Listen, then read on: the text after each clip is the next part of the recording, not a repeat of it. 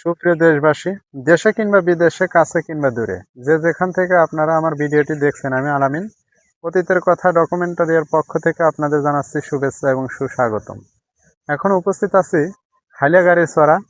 এটি হচ্ছে সিরাজগঞ্জ জেলা শহর হতে প্রায় 26 কিলোমিটার দূরে উল্লাপাড়া উপজেলার অন্তর্গত 6 নং দুর্গানগর ইউনিয়নে এই হাইলাগাড়ি চড়াটি অবস্থিত। একসময় গ্রাম বাংলার প্রতিটি ঘরে ঘরে, অর্থাৎ যারা জমিদার ছিল বা যাদের একটু জমি জমা বেশি ছিল, গৃহস্থ, তাদের প্রত্যেকের বাড়িতে কম বেশি 2-4টি করে হাইলা বা কামলা চাকর থাকতো আর কি। তারা বিশেষ করে গরু বাছুর দিয়ে হাল চাষ করতো মাঠে মাঠে, এবং গরু বাছুরগুলো দেখাশোনার কাজকাম করতো, আবাদ বাসত করতো।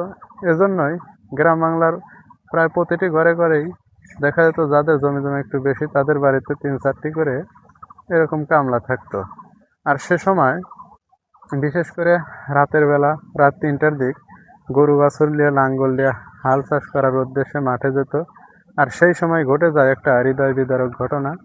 সেখানে 3টি হাইলা ছিল, তারা হাল চাষ করা অবস্থায় হঠাৎ করে পিছন থেকে একজন লোক আর দেখে হঠাৎ করে আর নাই পিছনে। তখন সেই লোকটিকে দেখা যায় হাইলা গাড়ির চড়া নিচে একটা জমিতে গলা পর্যন্ত প্রায় গাড়িয়া ফেলাইছে। এখন শয়তানরা হয়তো এরকম কাজ করে ফেলাইছে, যার কারণে এই জায়গাটিতে অনেক খোঁজাখুঁজির পর তাকে পাওয়া যায়, যার কারণে সেই জায়গাটির নামকরণ করা হয়েছে হাইলাগাড়ির চড়া। আর সেই হাইলাগাড়ির চড়া এখন আমি আপনাদের সামনে একটু ভিডিও চিত্রের মাধ্যমে দেখানোর জন্য চেষ্টা করব। আপনারা সকলেই মনোযোগ সহকারে সেগুলো দেখতে থাকেন।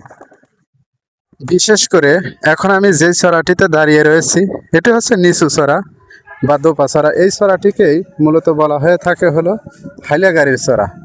আজ থেকে প্রায় 40-45 বছর আগে বিশেষ করে এই চড়াতেই হাইলারা এসেছিল হাল চাষ করার জন্য।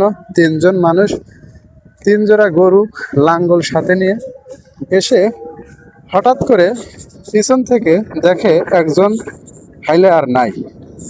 তখন অনেক খোঁজাখুঁজির পরে তাকে পাওয়া যায় একটি নিচু জমিতে।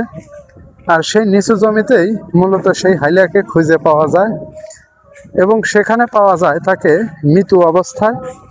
দেখে গলা পর্যন্ত তাকে মাটির নিচে পুঁতে রেখেছে। এই থেকে তারা সকলেই এই জায়গাটির নামকরণ করেন হাইলাগাড়ির চড়া। এখন কালের বিবর্তনের সাথে সাথে হারিয়ে যাচ্ছে এই চড়াটির জৌলস বা সৌন্দর্য, কিন্তু রয়ে গেছে সেই নামটি হাইলাগাড়ির চড়া। বিশেষ করে এই হাইলাগাড়ির চড়া এখন আর কোনো নেই ভয় ভীতি, কারণ সব সাইড দিয়ে এখন শুধু বাড়ি আর বাড়ি তৈরি হয়ে যাচ্ছে। যাই হোক, আমি আলামিন অতীতের কথাগুলো বিশেষ করে ডকুমেন্ট আকারে আপনাদের কাছে তুলে ধরার জন্য চেষ্টা করি ঘুরে ফিরে। যাই হোক, আজকের মতো ভিডিওর কার্যক্রম এখানেই শেষ করতে যাচ্ছি। দেখা হবে অন্য কোনো ভিডিও নিয়ে।